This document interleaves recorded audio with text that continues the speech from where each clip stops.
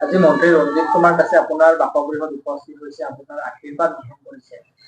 কি আলোচনা হৈছে বা কেনে পৰামৰ্শ আপুনি দিলে? আপোনালোকে আহি প্ৰথমতে এই প্ৰশ্নটো কৰাৰ কাৰণে আপোনালোকক ধন্যবাদ দিছোঁ। তেওঁৰ লগত কিন্তু দুটা এটা কথা পাতিলো, এইটো প্ৰচাৰ এটা হ'ব লাগে, ভাল কথা। আৰু যিহেতু তেওঁলোক ৰাজনীতিৰ লগত জড়িত, আৰু এইবাৰ যিহেতু ভৱানীপুৰ সৰভোগ সমষ্টিৰ পৰা নিজে প্ৰতিদ্বন্দ্বিতাত নামিছে, আনফালে বজালী সমষ্টিত যিহেতু তেওঁলোকৰ মিত্ৰজোঁটৰ প্ৰাৰ্থী দিছে, সেইকাৰণে মিত্ৰজোঁটৰেই হওক বা তেওঁৰ নিজৰেই হওক, জ্যেষ্ঠজন হিচাপে আৰু আমি একেলগে আগৰ দিনত বিধানসভাত সদস্য হিচাপে থকা হিচাপত তেওঁ মোৰ পৰামৰ্শ তথা আমি আশীৰ্বাদ বুলি কৈ বৰ ভাল নালাগে, শুভেচ্ছা বিচাৰি আহিছে। গতিকে তেওঁৰ মনোকামনা যাতে পূৰ্ণ হয়, তেনে এটা চিন্তা কৰি আমাৰ ফালৰ পৰা তেওঁ এখন গামোচা পিন্ধাই আশীৰ্বাদ এটা দিছোঁ। তেওঁ নিৰ্বাচনত বিজয়ী হওক আৰু তেওঁলোকৰ মিত্ৰজোঁটৰ প্ৰাৰ্থী বজালিতো বিজয় হওক।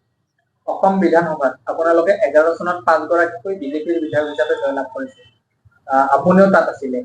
কেনেধৰণে আচলতে এই সময়ছোৱাৰ পৰা এতিয়ালৈ ভাৰতীয় জনতা পাৰ্টীৰ উত্থানটো কেনেধৰণৰ দেখিছে? জনতা পাৰ্টীৰ ভাৰতীয় জনতা পাৰ্টী আচলতে ভাৰতীয় জনতা পাৰ্টী আপোনালোক সকলোৱে জানে যে আমি যেতিয়া 5জন বিধায়ক থাকো, বাই ইলেকশ্যনত আৰু কাছাৰৰ পৰা এজন আহিছিল পাল বুলি, তেতিয়া আমি আচলতে বিৰোধী হিচাপে আমি চৰকাৰৰ লগত ৰাইজৰ দাবী দিব যিখিনি উত্থাপন কৰিব লাগে, যিখিনি কথা আলোচনা কৰিব লাগে বিধানসভাত আমি সেইখিনি আলোচনা কৰিছিলো। আৰু 126জন বিধায়কৰ ভিতৰত মাত্ৰ 5জন বিধায়ক আছিলো, যিহেতু আমি বৰ বলৱান সাংগঠনিক স্থিতিৰ ভিত্তি কৰি ৰাজনীতিৰ নিৰ্বাচনত আমি বৰ বলৱান হৈ উঠা নাছিলো।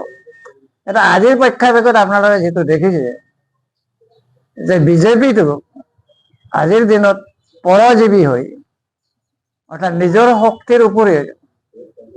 শক্তিৰ ওপৰত বিশ্বাস নকৰি মাননীয় সৰ্বানন্দ সোণোৱালক এজিপিৰ পৰা বিজেপিলৈ অনা দিন আৰম্ভ কৰি তাৰপিছত হেমন্ত বিশ্ব শৰ্মা নাইবা তেওঁৰ সংগী ভংগীক যে আনিলে বিজেপিলৈ, তেনেধৰণে বেলেগৰ পৰা কিছুমান ধাৰ কৰি আনে।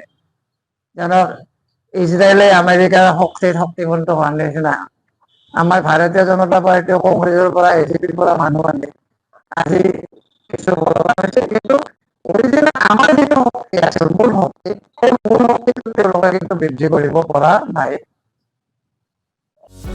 যিকোনো খবৰৰ বাবে যোগাযোগ কৰক আমাৰ এই নম্বৰত 9181 307 221।